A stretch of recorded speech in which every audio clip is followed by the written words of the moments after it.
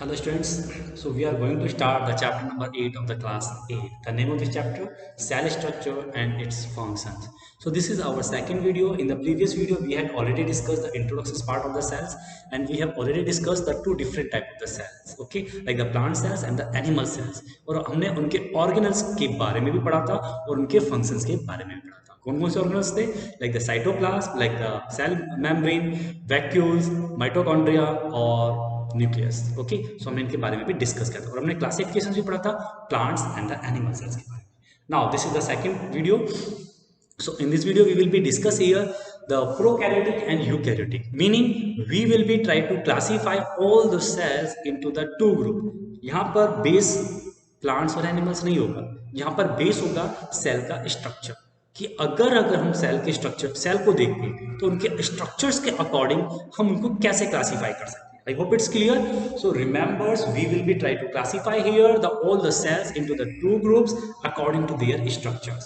So when we measure, when we see, जब हम देखते हैं कई सारे एनिमल्स के सेल्स को तो हम फाइंड करते हैं कि कुछ एनिमल्स के सेल्स के अंदर न्यूक्लियर के पास, सपोज करो ये मैंने सेल्स बना दिया है और ये हमारा न्यूक्लियस है, ठीक, ये दूसरा सेल्स है और इसके पास भी ये न्यूक्लियस है. ओके, बट हम आइडेंटिफाई करते हैं, हम देखते हैं कि न्यूक्लियस के बाहर एक मेम्ब्रेन प्रेजेंट है और न्यूक्लियस की जो मेम्ब्रेन है that is not the nuclear membrane and it function is to it protect us from the cytoplasm. के आसपास क्या है? साइटोप्लाज्म. तो साइटोप्लाज्म है, साइटोप्लाज्म से न्यूक्लियस को प्रोटेक्ट करना, ये किसका फंक्शन होता है? Nuclear membrane. Nuclear membrane. But कुछ के अंदर ये न्यूक्लियर मेम्ब्रेन प्रेजेंट नहीं होती है, वो पूरा स्प्रेड होता है साइटोप्लाज्म के अंदर. You will not say it will be just spread out all the cytoplasm. ऐसा नहीं होगा कि बिखरा हुआ होगा, बट हाँ that directly attach with the cytoplasm. So ये हमारे डिफरेंट होते हैं सेल के structures and according to that we will be classify them the prokaryotics and eukaryotics. Prokaryotes. Prokaryotes means those animals which made by the prokaryotic cells. This is the structure of the prokaryotic cells. Prokaryotic cell. Prokaryotic cells के अंदर क्या लिखा हमने? Nuclear membrane गायब है, यहाँ पर है नहीं nuclear membrane. Nuclear membrane is the absent in the prokaryotic cells. The meaning of the prokaryotic cells? Pro means the primitive. Primitive means like the simple structure. Karyotics means the organism definitely. So simple organism which cells does not have any cell nuclear membrane. उसके पास कोई भी nuclear membrane नहीं है. But when we talk about the eukaryotes or eukaryotes, eukaryotes is the name of the animals. ये name है animals की, ठीक है. अभी हम इसके एग्जाम्पल लिखेंगे, बट इसको हम क्या बोलेंगे? Eukaryotic cell. Eukaryotic cell. अब बात आती है कि ये कौन से एनिमल्स के अंदर प्रेजेंट होता है, ये किस एनिमल्स के अंदर प्रेजेंट होता है. सो रिमेंबर प्रोकैरियोटिक सेल्स यानी कि सिंपल स्ट्रक्चर्स, कोई न्यूक्लियर मेम्ब्रेन नहीं है, nuclear membrane cytoplasm are directly attached. Okay, दोनों आपस में क्लोज है काफी. That will be generally found in the yeast and bacteria. कुछ बैक्टीरिया होते हैं और जो हमारी ईस्ट होती है, ठीक है. और हम बोल सकते हैं ईस्ट तो नहीं, like blue green algae. I will be writing two example.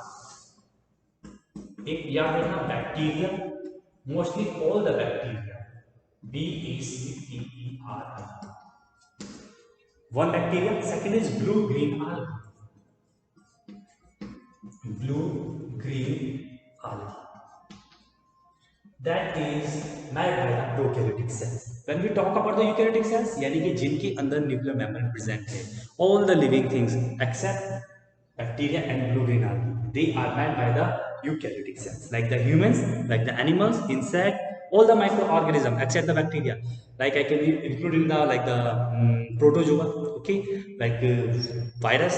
So we can be say here virus के अंदर तो स्ट्रक्चर नहीं होता न्यूक्लियस मेम्ब्रेन का, बट हाँ प्रोटोजोआ हो गया और भी बहुत सारे हमारे जितने भी ऑर्गेनिज्म है that will be made by the eukaryotic cell. So you have to remember the example like the human, animals, birds, और माइक्रो ऑर्गेनिज्म के अंदर भी हम लिख सकते हैं जैसे amoeba, paramecium, these are the certain example of microorganism. ये हमारे कुछ माइक्रो ऑर्गेनिज्म के एग्जांपल है जो हमारे यूकैरियोटिक सेल्स के बने होते हैं. I hope it's clear. So we discuss here the two different type of the cells according to the structure of the cells. हमने देखा कैसे स्ट्रक्चर्स अलग अलग होता है सेल्स का और उनके बेसिस पे हमने क्लासिफिकेशन किया ऑर्गेनिज्म का. Now students we will be talk about organism. So varieties in the cell number. हम किसको क्लासिफाई कर रहे हैं? हम सेल को ही ऑर्गेनिज्म को क्लासिफाई कर रहे हैं. ऑर्गेनिज्म को हमने कैसे क्लासिफाई किया? सेल के स्ट्रक्चर्स के according. Now we will be classify the organism according to the cell number. Cell number के अकॉर्डिंग हम क्लासिफाई करेंगे. अब ऐसा नहीं है कि सारे के सारे ऑर्गेनिज्म बहुत सारे सेल से बने होते हैं. सपोज को मैं एग्जांपल लेता हूं बैक्टीरिया. ये हमने बैक्टीरिया बनाया तो ये बैक्टीरिया का स्ट्रक्चर से हमारा राइजोबियम बैक्टीरिया कुछ इसी तरह से बनता है. ठीक है, ये Rhizobium bacteria. So this bacteria is generally made by the single cell. ये कितना है? हमारा एक सिंगल सेल की स्पीसीज है. ये उसकी पूरी लाइफ है, ये पूरी बॉडी है सिंगल सेल्स की बनी हुई. अमीबा का एग्जांपल ले सकते हैं. लाइक अमीबा तो कैसे बना दो? Pyramid. It has a irregular shape. It can be always change. Okay, so this is the amoeba. It has also whole body is made by the single cell. इसकी भी पूरी बॉडी एक cell की बनी हुई है. ठीक है. Parameciums, amoeba, yeast, blue green algae, all these are the single cellular. यानी कि ये इनकी पूरा स्ट्रक्चर सिंगल सेल का बना हुआ है. So that's why we will call it the unicellular organism. हम इनको क्या बोलेंगे? Unicellular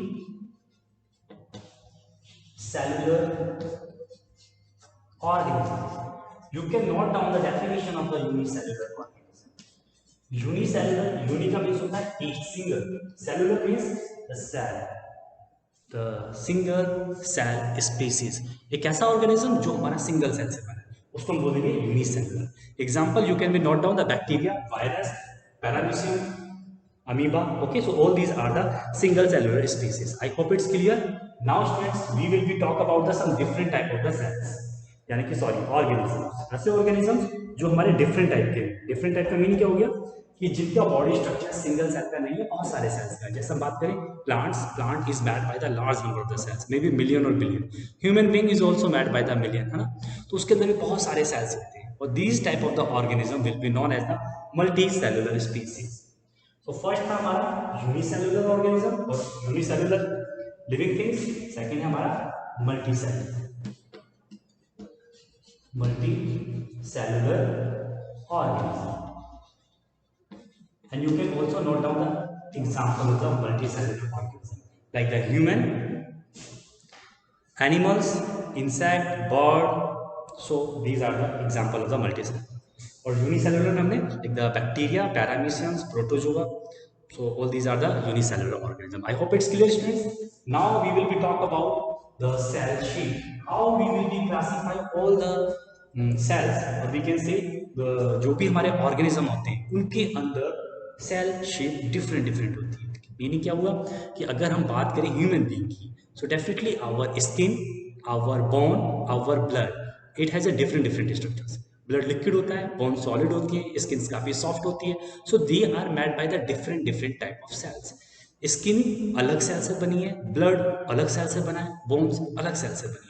Remember, if we talk about the only one things, only one organism, so it may be made by the different type of the cells. Okay, or these cells may have a different shape. हो सकता है उनकी shape भी अलग अलग हो सकता है हमारी बोन्स के जो शेप है वो अलग हो, ब्लड की सेल्स की ब्लड के सेल्स की शेप अलग हो.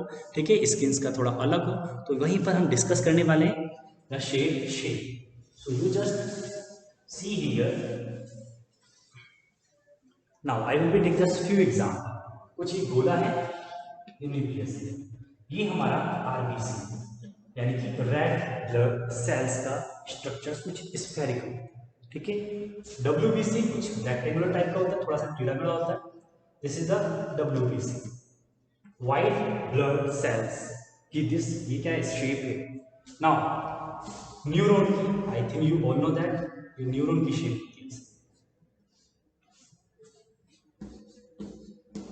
जिसमें हेयर प्रेजेंट होता है. So this is the structure of the, or we can say this is the shape of the neuron cell. Neuron cell and एक ऐसा सेल है, this is the muscular cell. जो हमारी मसल्स बनी होती है वो इस तरह के सेल्स की बनी होती है। Okay, so these are you will be see different shape of the cell. हमारी बॉडी के अंदर भी जितने सेल्स होते हैं उनकी शेप अलग अलग तरह की होती है।